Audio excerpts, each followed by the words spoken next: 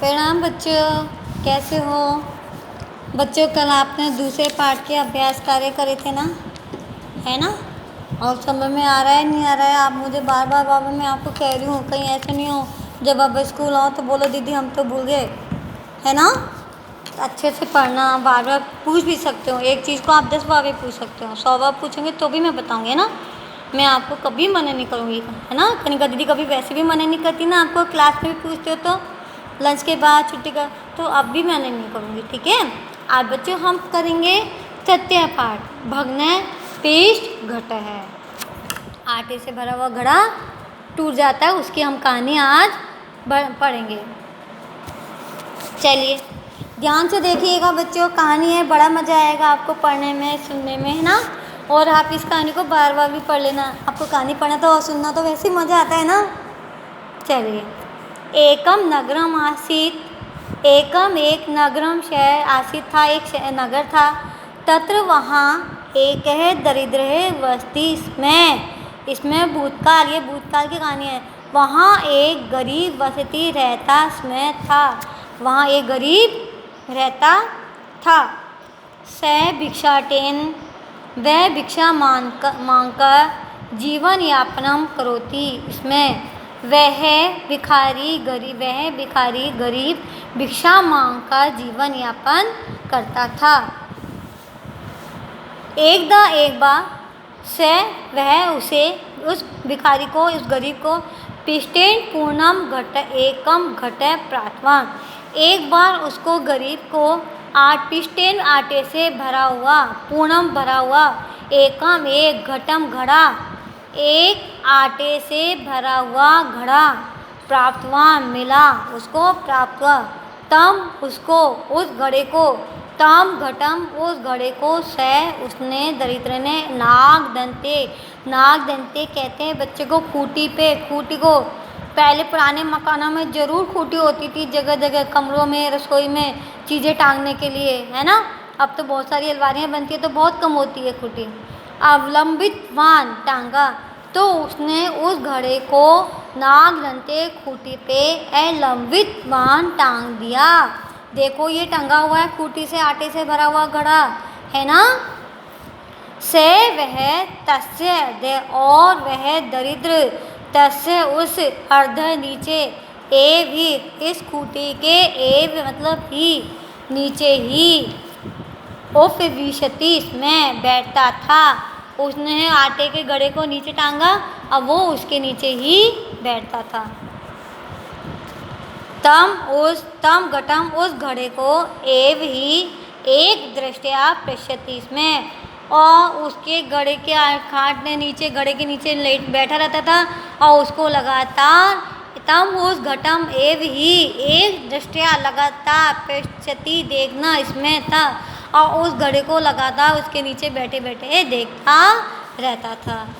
एक बार रात्रि काले, रात में, सहज वह गरीब विचारितवान उसने सोचा, एवं उसने लेटे लेटे सोचा, यदि देश में दुर्भिक्ष है, अकाल, दुर्भिक्ष किसको कहते हैं? अकाल को, भविष्यति होगा भविष्य काल में, यदि देश में अकाल पड़ जाए, तही तो एतस्य इसको, इस घड़े को, एतस्य इस घटस्य, इस आटे से भरे हुए घड़े को, पिस घट से आटे से भरे हुए घड़े को, शत रूपाणाम मूल्यम भविष्यति, 100 रुपये का मूल्य रुपये भविष्यति, तो ये आटे से भरा हुआ घड़ा कितने का मूल्य हो जाएगा? 100 रुपये का हो जाएगा। जब अगर अकाल पड़ जाएगा तो ये मेरा आटे से भरा हुआ घड़ा है, कितने रुपये का हो जाएगा? 100 रूपाणाम, 100 रुपये का नाम, 100 रुपयों का मूल्य भविष्यति हो जाएगा। तदा तब अहम मैं एक तस्य इसको विक्रयण बेचना, करिष्यामि कहूँगा तो मैं इसको आटे से भरे हुए घड़े को 100 रुपये में बेच दूंगा। तेन उस पैसों से, धनेन अज्यम द्रयम च, और जो तेन मतलब उस धनेन उस पैसे से जो धन मिलेगा, धन उससे, च और उस धन से च और अजय द्रयम द्रयम 2 अजय बकरियाँ 2 बकरियाँ क्रेष्यामि खरीदूंगा। कालांतरे कुछ समय के पश्चात तेन अज समय उन 2 बकरियों से अजय समय बकरियों का समय एव ही भविष्यति हो जाएगा। और उन 2 बकरियों से कुछ समय के बाद कालांतर से थोड़े समय के बाद बकरियों का समय हो जाएगा, बहुत सारी बकरियां हो जाएंगी। अनंतरम उसके पश्चात अज समय से उस बकरियों के समय को विक्रम करिष्यामि और फिर क्या करूँगी, बहुत सारी बकरियां हो जाएंगी तो उस बकरियों से समय को भी मैं बेच दूंगा। देखिए अब आगे आ जाइए आप। क्रेष्यामि कालांतरे तेन अजय समय एवं भविष्यति अनंतरम अर्ज समूह से विक्रम करिष्यामि और बकरियों से के समूह को मैं बेच दूंगा।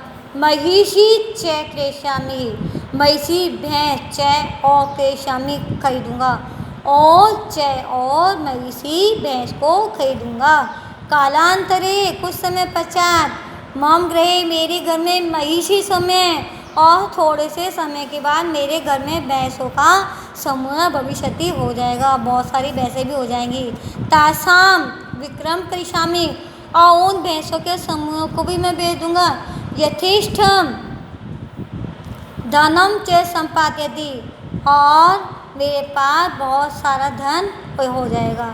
तेन विशालम गृहस्य तेन वो और उस पैसे से मेरे पास बहुत सारा धन इकट्ठा हो जाएगा तो भैंसों को बेच के, तो तेन उस पैसों से विशाल गृहस्य बड़ा घर निर्माणम करिष्यामि बड़ा घर का निर्माण करूँगा। तदा तब कोई धनिक है कोई धनवान आगमिष्यति मेरे पास आएगा, तब मेरे पास कुछ सारा पैसा हो जाएगा, मकान भी हो जाएगा, तब मेरे पास कोई धनी ना आ जाएगा। रूपवतीम स्वे कन्याम महम दास्यति महम मुझे दास्यति देगा। रूपवतीम सुंदर स्वे कन्याम अपनी किसकी धनिक की और अपनी सुंदर कन्या मुझे देगा, है विवाह करवाएगा। अनंतरम और फिर उसके बाद मम पुत्र भविष्यति और जब वो कन्या का मेरे साथ विवाह करवा देगा तो मेरे एक पुत्र भविष्यति होगा। देव शर्मा इति तस्य नामकरण उसका नाम क्या नाम देव शर्मा तस्य उस बच्चे का उस बेटे का नामकरण करिष्यामि करूँगा और मैं उस बेटे का नाम क्या रखूँगा देव शर्मा। यदा जब वह बच्चा चलन समर्थ है चलने में समर्थ हो जाएगा भविष्यति होगा। तदा तब मैं अश्वशालायाम पुस्तकम अश्वशाला पुस्तक का नाम है अश्वशाला पुस्तक पठिष्यामि पढ़ूँगा। तदा देव शर्मा तब वो किताब पढ़ रहा होगा अश्वशाला पुस्तक, तब वो देव शर्मा बच्चा मम समीपम मेरे समीप आगमिष्यति मेरे समीप आएगा। वो किताब पढ़ रहा होगा उसको दिक्कत होगी, है ना। आपको पढ़ाई करते हो आपको प्रॉब्लम होती है ना, कोई डिस्टर्ब कर दे, मुझे तो होती है बेटा, आपकी कहीं को दी तो चिड़चिड़ी हो जाती है, आप पढ़ाते पढ़ाते कोई डिस्टर्ब कर दे तो, है ना। इसलिए पढ़ने में कोई भी किसी को भी डिस्टर्ब नहीं, चाहे वो हम कुछ भी पढ़ें। तो ऐसे ही वो बच्चा आएगा जब किताब पढ़ रहा होगा तो उसका बेटा देव शर्मा मम समीप उसके कह रहा है मेरे समीप आमिशामी आएगा।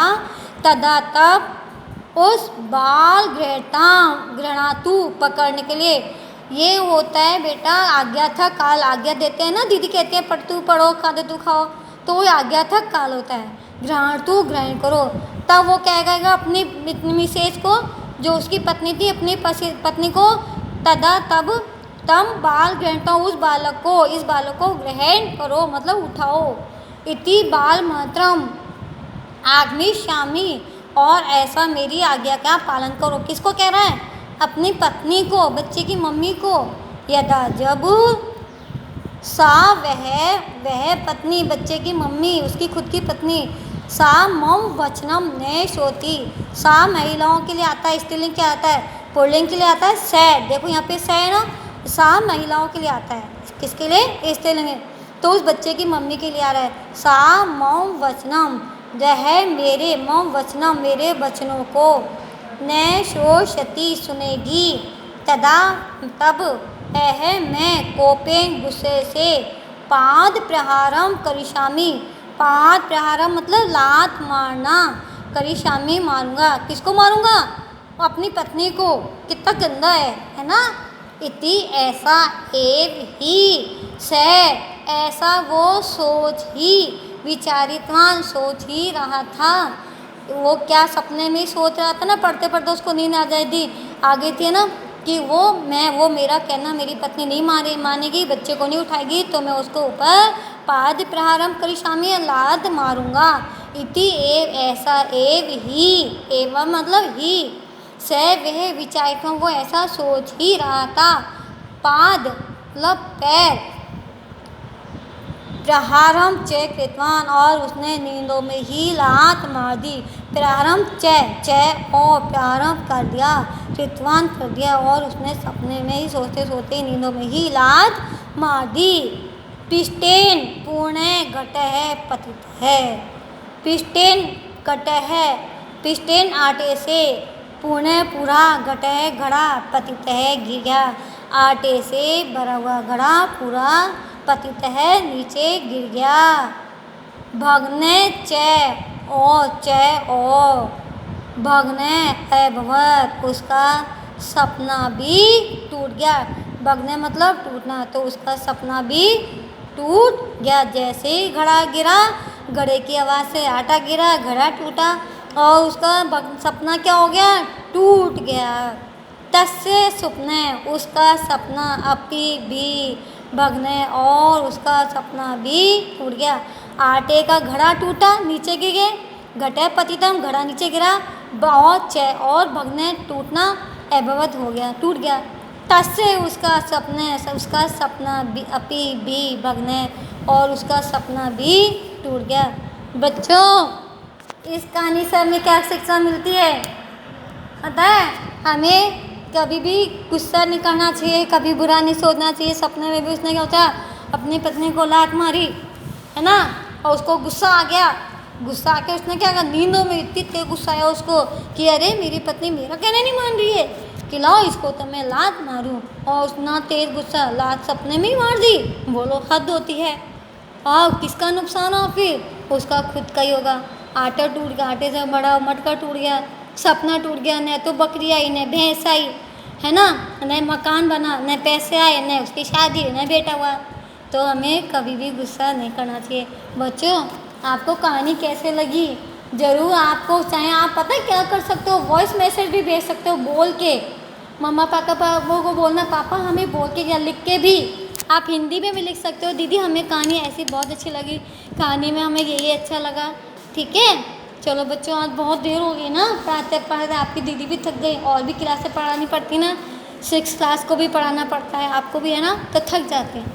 आज के लिए इतना ही। प्रणाम बच्चों, कल फिर मिलेंगे आपसे व्याकरण के लिए। धन्यवाद बच्चों।